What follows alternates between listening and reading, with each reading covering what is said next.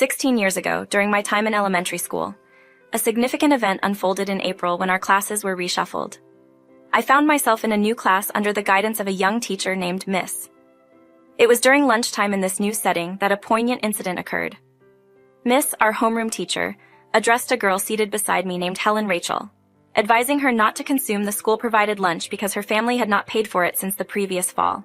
Helen, a frail and underprivileged girl, often adorned in worn-out clothes, had fallen victim to financial constraints within her family.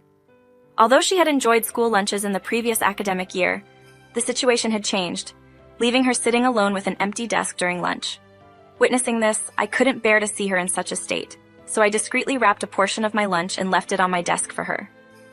After lunch, when the classroom was empty, I approached Helen and handed her the concealed meal, suggesting, "You can eat this."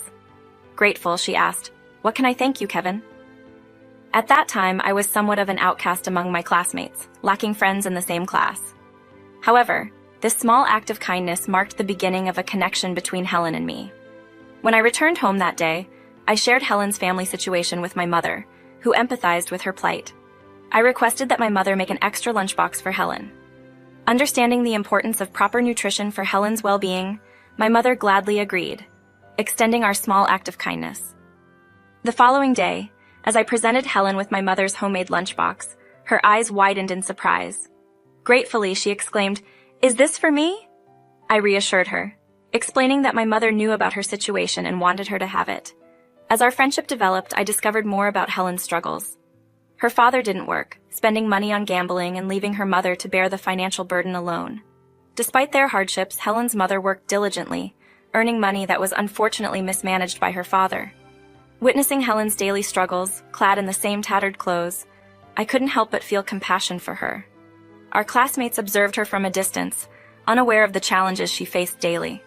From that day forward, I decided to accompany Helen on her way home, providing a support system for her amidst the difficulties she faced.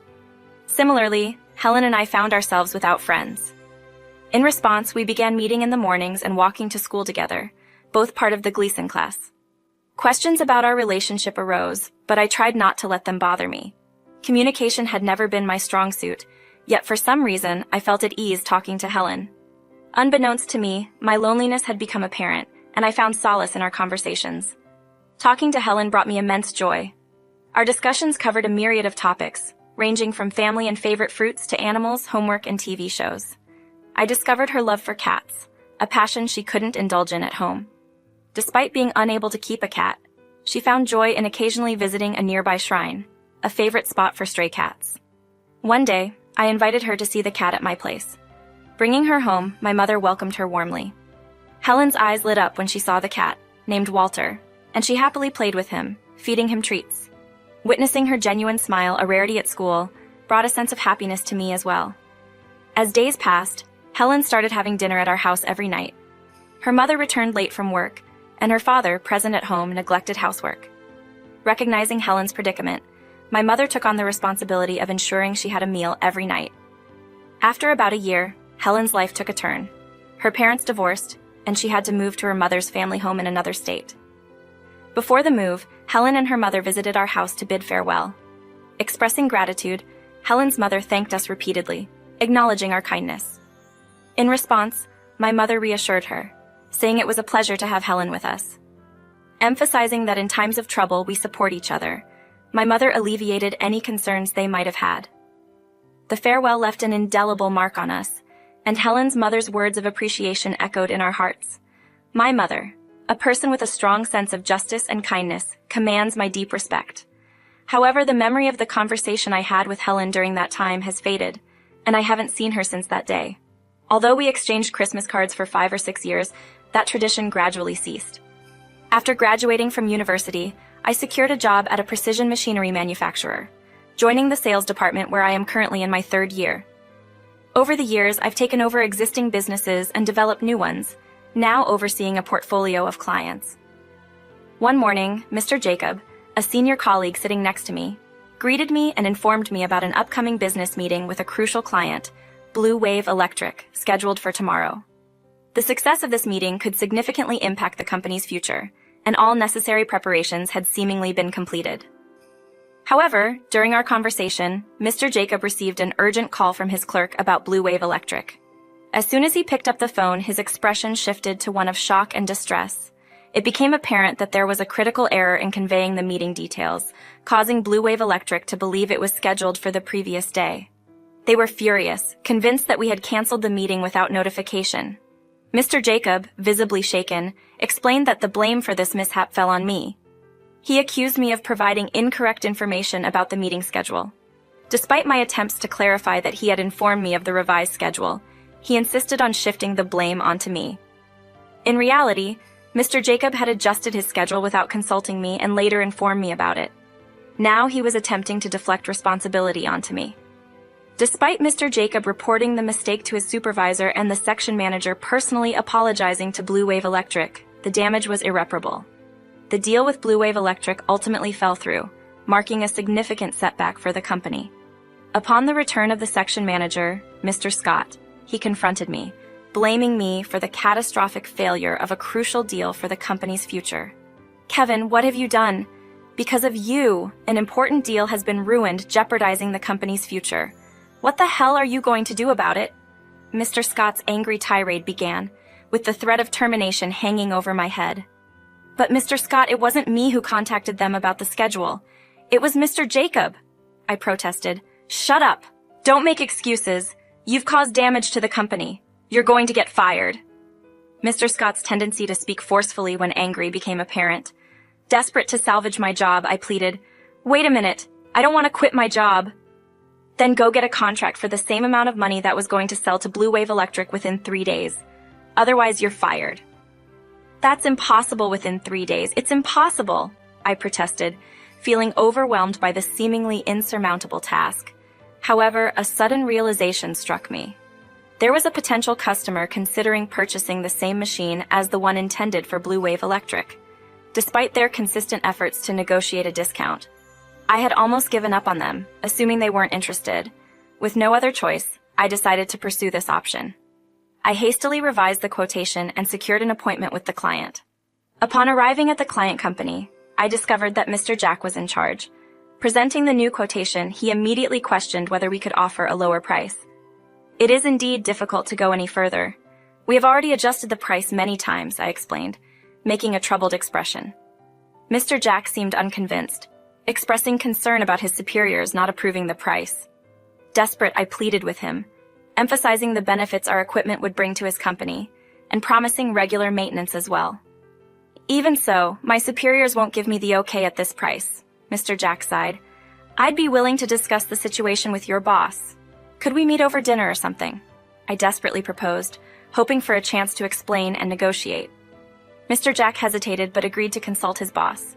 He mentioned his boss's busy schedule, but I insisted on the importance of the opportunity. Finally, he agreed to discuss the matter and promised to get back to me later. Leaving the reception room with a glimmer of hope, I encountered an elderly man entering the office as the elevator opened. "Oh, there's Mr. Peter, my boss, just in time. May I have a word with you?" Mr. Jack rushed up to him as soon as he spotted his boss. "Ah, so this is Mr. Jack's boss," I thought. Mr. Jack explained the situation to Mr. Peter, the department manager. To my surprise, Mr. Peter suddenly started yelling at me. "Do you think winning and dining with us will seal the deal with your company? How many times do I have to tell you that we can't buy at that price?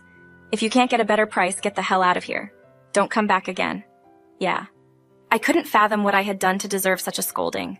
While I was puzzled, Mr. Jack pushed my back and whispered in my ear, "I'm sorry, my boss. He seems to be in a bad mood today. He always takes it out on someone when he's in a bad mood. This department manager has a very nasty personality. But if I don't get his approval, the deal won't go through.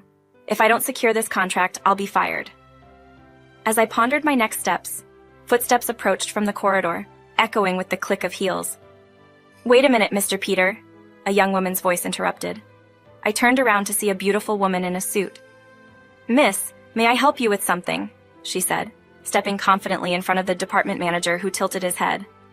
"Mr. Peter, I have looked at their company's information materials, and I think their equipment would be useful for us. I hope you will positively consider purchasing it." She looked Mr. Peter straight in the eye and said, "Oh well, I see. If it's as you say, then by all means, let's purchase it. Go ahead with the contract procedure right away." Mr. Peter turned to me and said, "So, huh?" I couldn't reply immediately, struggling to understand what had just transpired. "Are you saying you want to purchase it?" he pressed. "Yes, I do. I can't deny the president's daughter's request." "The president's daughter?" I thought, perplexed. As I looked at her, she smiled and said, "Kevin, long time no see. Do you remember me?" Even though I couldn't recall at first, as I stared at her face, a vague familiarity dawned on me. "Would you recognize me if I said Helen Rachel?" she asked. Do you mean the Helen Rachel who used to come to my house and play with me in elementary school?" I didn't recognize her immediately. She looked so beautiful and different. "Oh, it's been a long time. It's been like 16 years, she remarked. "Yes, it has been like that. I saw your business card attached to the file and I thought it might be yours." "You were right. But you're the president's daughter?"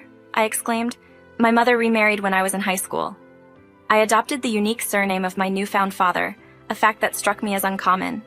Unaware of this peculiarity initially, I expressed a reluctance to linger and chat, suggesting that we venture out for a drink that evening to catch up. Agreeing to the plan, we swiftly exchanged contact information and committed to the post-work rendezvous. Upon my return to the office, I relayed the positive outcome to Mr. Scott, who displayed a wide-eyed and surprised reaction. He inquired about the contract, and I confirmed that although we hadn't received it yet, we had secured approval from the department manager. Mr. Scott praised my performance, expressing delight, while Mr. Jacob seemed uncomfortable at his desk. Later that evening, after work, I headed to the bar to meet Helen, who was already there waiting for me. Grateful for her assistance, she credited me with saving her job, recounting the unfair blame she had received from a colleague. Helen sympathized with my predicament and expressed gratitude for the business deal. During our conversation, Helen revealed that she had moved back after her mother's divorce. Her mother had married a man who later became the manager of the sales office. Subsequently, they relocated to New York to succeed her husband's father as the president. Apologizing for not informing me of her return, Helen mentioned my lack of response to Christmas greeting cards. I admitted my oversight and explained that I had hesitated, thinking she might have a girlfriend. Learning that I was currently unattached, Helen whimsically suggested that our reunion might be fate and proposed going on a date. Surprised by her confession, I welcomed the idea. Reflecting on our past, I recalled the joy of being with her during our elementary school days. As she extended her right hand, I gladly accepted and thus began our dating journey. 2 years later, I proposed, and we happily got married. Now, as we enjoy a chocolate dinner together, Helen, while playing with her cat, appears unchanged from her childhood. Despite the hardships she endured in her early years, I am committed to supporting her and ensuring her happiness in the years to come.